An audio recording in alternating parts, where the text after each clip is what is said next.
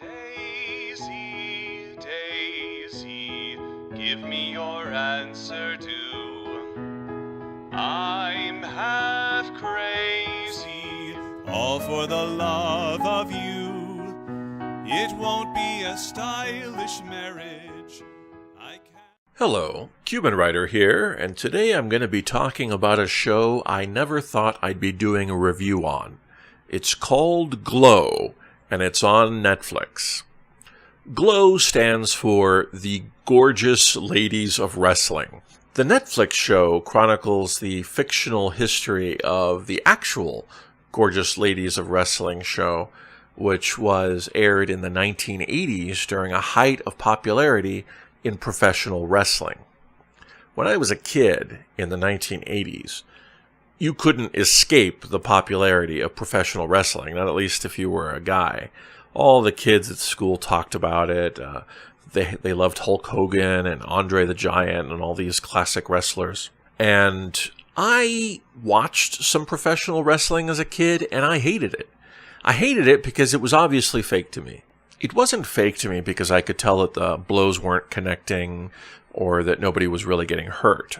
It was fake to me because I realized that if two people were actually fighting, one of them would not be stupid enough to, once he's incapacitated his opponent, turn around, look at the audience, wave his hands in the air, and give the other guy time to get back up. I mean, you might find someone egotistical and stupid enough to do this one time, but you wouldn't find someone who would do this time and time and time again, as they do in professional wrestling. It's a staple. So I would get into arguments with my friends, and they'd say, no, wrestling's real. And I'd be like, no, it's not. Professional wrestling's fake. Nobody would fight this way. You would finish him off. You wouldn't walk around after he fell down. So I got in a lot of heated debates with boys my age when I was in school about it. And it developed an early distaste for me about professional wrestling because I felt like they were trying to pull one over on us. And they were. They had successfully fooled several of my friends into thinking it was real. And I was like, no, that's not fair. You're lying to us. Now, as I grew up, I realized that people were in on it. It was understood that professional wrestling was fake, and people liked it anyway. And I didn't understand that either. I was like, if you know it's fake, why would you watch it? Meanwhile, I would watch action movies and enjoy all the fake fighting in action movies and laugh at people who enjoyed the fake fighting of professional wrestling. In fact, I was such an obnoxious jerk about it that when I first got married, I would make fun of my wife's wrestling shows. She loved professional wrestling, and I would constantly make fun of it, Mystery Science Theater 3000 style. Talking about how stupid everything that was happening was. I ruined professional wrestling for her. I think to this day she can't watch it because she always thinks of me heckling the television show. And that's really unfortunate because now that I'm older, I've realized that there really is no difference between me going to a Renaissance fair and enjoying the fake sword fights there and her watching professional wrestling and enjoying the fake wrestling there. It's even complete with the fake backstories for the characters, the evil Black Knight and the noble White Knight or whatever, versus the professional wrestling where they have backstories for all the wrestling characters. And, maybe they have relationship dramas, some of them want revenge, etc., etc. It's no different from anything I enjoyed my whole life, but because of the way I got introduced to it and the arguments I had as a kid, I had a really strong negative reaction to professional wrestling. And when I heard Glow was coming out, a television series based on the actual Glow, I had no interest in seeing it at all. I thought it was going to be dumb. But then, some people approached me and said, this is a pretty good show. I said, all right, I'll check it out. And it was. Glow is a really nice, refreshing, easy binge watch. I recommend everyone check it out.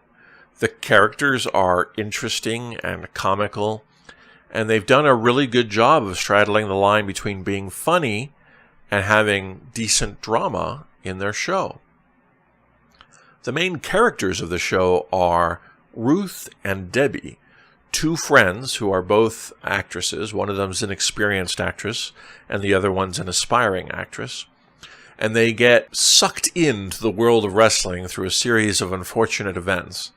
And that's when we get introduced to a lot of the other regulars on the show who have some very exotic character types. The leader of the troupe, the director, is Sam Silva, played by Mark Maron. He's comically rude to most people on the show, but you get glimpses of redeeming aspects of his character.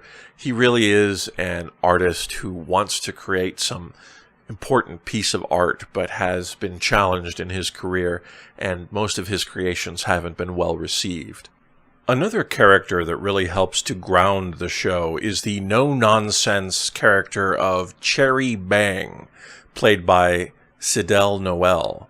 She does a very good job of playing a slightly cynical stunt person who's been waiting for their big break and is continuously denied their due and has to put up with all the crazy characters on the show. And I feel like a lot of events pivot around her because her straight man personality type helps to anchor what would otherwise be considered slightly silly. The supporting characters on the show are sometimes not entirely believable, but the show is so tongue-in-cheek, and it's obvious that it's telling a slightly adjusted version of history, that I don't mind it. Since nobody's playing it completely straight, it's okay if everyone's a little bit of a joke. And they still manage to make those dramatic moments matter when they happen.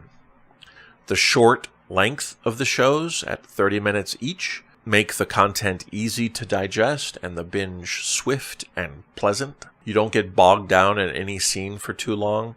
Everything moves along at a good pace, and by the end of the season, you're at a place where you're happy to have taken the trip. I'm actually looking forward to seeing what the next season of the Gorgeous Ladies of Wrestling will provide for me. And this is a man who has had no interest historically in professional wrestling whatsoever. In fact, I'd say I've gotten a new appreciation for professional wrestling by watching the show and seeing how much work and preparation is involved in it. So my score for this show is 4 out of 5 Zoya the Destroyers, and I highly recommend you check it out and have the same amount of fun that I had, unexpectedly, over a couple of days of checking it out after work. That's my review, and this is Cubanwriter signing out. I'll catch you next time. But you'll look sweet upon the seat of a bicycle built for two.